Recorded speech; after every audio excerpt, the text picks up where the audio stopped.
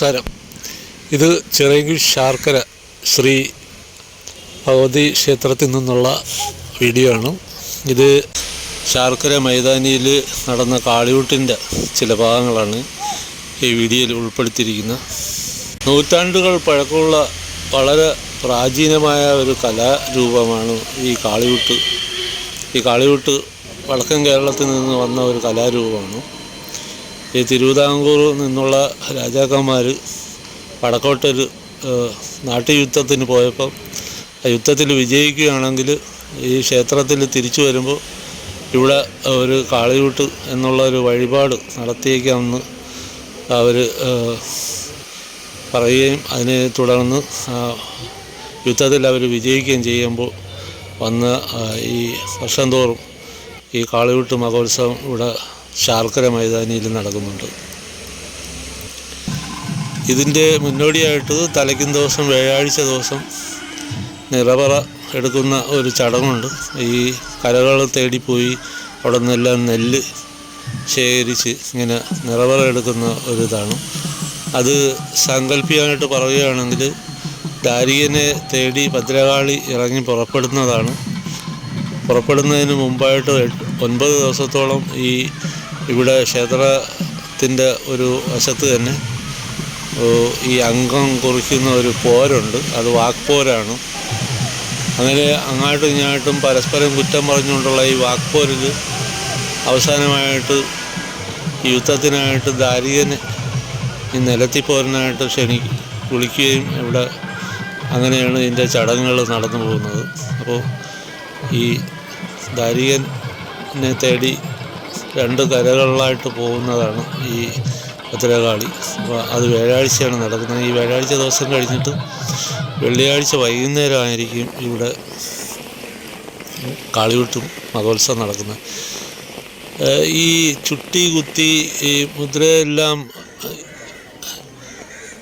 ചെയ്തതിന് ശേഷം ഇത് അവർ നേരെ നിരത്തി പോരനായിട്ട് ഇവിടെ മൈതാനിയിൽ വരുന്നതാണ്. ഇവിടെ വന്നിട്ട് 2-3 റൗണ്ട് ഇത് ദാരികനെ ഓട്ടിക്കുന്നതായിട്ടും ഈ യുദ്ധം ആണ് അത് സങ്കല്പികമായിട്ട് പറയുന്നത്. അത് കഴിഞ്ഞിട്ട് ഈ ആകാശത്തുള്ള യുദ്ധമാണ്. അതാണ് ഈ പണറ ഇവിടെ കെട്ടിയിരിക്കുന്ന 2 സൈഡിൽ തെങ്ങിൻ്റെ അടയ്ക്കാമരത്തിൻ്റെയും ഈ അടയ്ക്കാമരത്തിൻ്റെയും അതിലാണ് ദാരികൻ ഇരിക്കുന്നത്. അപ്പുറത്ത് ഭദ്രകാളിയാണ് ഇരിക്കുന്നത്.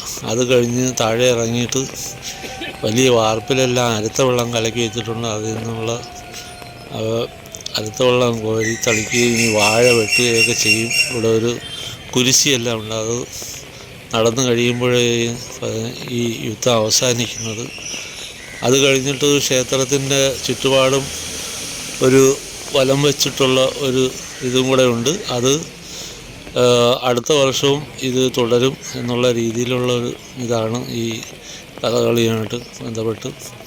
അപ്പോൾ ഇത്തരത്തിലുള്ള ഒരു വീഡിയോ ആണ് ഇത്. വളരെ പ്രാചീനമായിട്ടുള്ളൊരു കഥയും കാര്യമൊക്കെ ആയതുകൊണ്ട് കൃത്യമായിട്ട് പണ്ട് മുതലുള്ള ആൾക്കാർ പറയുന്ന ചില കഥയുടെ ഒരു ഭാഗമാണ്. യഥാർത്ഥത്തിൽ ഈ പരിപാടി കാണുന്നതിന് വേണ്ടിയിട്ട് ഈ കൊല്ലം, ആലപ്പുഴ, അതേപോലെ തന്നെ ഈ തിരുവനന്തപുരം ജില്ലയിൽ നിന്നൊക്കെ ധാരാളം ആൾക്കാർ ഇവിടെ വരുന്നുണ്ട്. ഇത് അറിയുന്നവർ ഇവിടെ വന്ന് കാണണമെന്ന് വിചാരിച്ച് വരുന്നവർ ധാരാളമുണ്ട്. ഇവിടെ പിന്നെ ഈ ഒരു വലിയ മെഗാ സ്ക്രീനെല്ലാം വെച്ചിട്ട് ആ TV-യിൽ കാണിക്കുന്നുണ്ട്. കാളിയൂട്ട് തുടങ്ങുന്നതിന് തൊട്ട് മുമ്പ് തന്നെ ഈ നിലത്തിപ്പോരിന് തൊട്ട് മുമ്പ് തന്നെ ഇവിടെ ഒരു ശക്തമായിട്ടൊരു മഴയുണ്ടായിരുന്നു. ഈ മഴയോടുകൂടിയാണ് ഇത് തുടങ്ങുന്നത്.